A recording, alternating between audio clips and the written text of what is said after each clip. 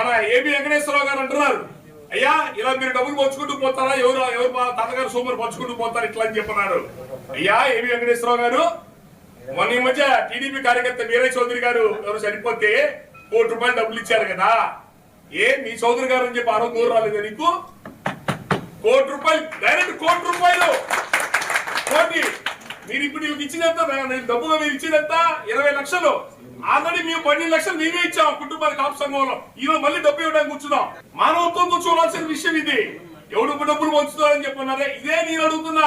AB Venkateswararao గారు, వీరయ్య చౌదరి గారు ఇచ్చినప్పుడు మీరు ఎక్కడ పడిపోయింది? కాపులు అనగానే కడుపు తగిలిపోతుంది, కాపులు అనగానే గుండె తగిలిపోతుంది నీకు. కాపులు అంటే పడదు కదా నీకు.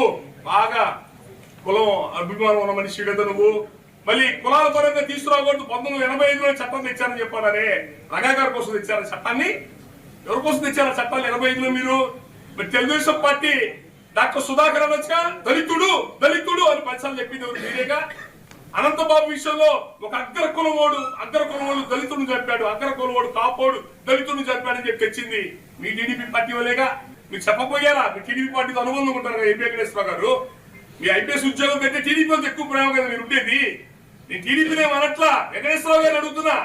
మీరు ఆ రోజు చెప్పబోయారా టీడీపీ కార్యకర్తలకి కులాలు తేకూడదు, ప్రభుత్వ డబ్బులు పంచకూడదు? మీరు చెప్పచ్చు కదా. కోనేరు హంపీకి ఎక్కడో ల్యాండ్ ఇచ్చారు, ఆమెకి ఏం తక్కువ ఉందని ఎంతో ల్యాండ్ ఇచ్చారు. రాజధానిలో చాలా మందికి ఇచ్చుకున్నారు మీరు రాజధాని భూములు. చాలా మందికి ఏదో క్రికెట్ వాళ్ళకి టెన్నిస్ వాళ్ళకి, మీ కమ్మ సామాజిక వర్గాలకే ఏ విధంగా ఇచ్చారు ఆ భూములని? ఏ పేరుతో చెప్పి ఇచ్చారు? రామోజీరావు గారు చనిపోతే ఆయన శ్రద్ధాంజలి కట్టిస్తూ కోట్లు ఖర్చు పెట్టారు. ఏ జీవోతో ఖర్చు పెట్టారు ఆ డబ్బులన్నీ? అంటే మీ సామాజిక వర్గంకి వచ్చేటికి ఏబి వెంకటేశ్వర గారి గుర్తురాలి ఇవన్నీ. కులం అంటే ఎలక్షన్ రాగానే మేము అవసరానికి ఉపయోగపడుతున్నాం. ఎలక్షన్ అయిపోయి అధికారం రాగానే మా కులాన్ని ఎట్లాంటి మాటలైనా అడగడానికి అదేంటో మరి ఎందుకు లోకు కనపడుతున్నామో ఏంటో, గెలిపించి ఎందుకు మేము తిట్లు తింటాం, తన్నులు తింటాం, చంపించుకోవడం ఎందుకు చేస్తున్నామో మరి అది ఆ లాజిక్ ఏంటో మాకు అర్థం.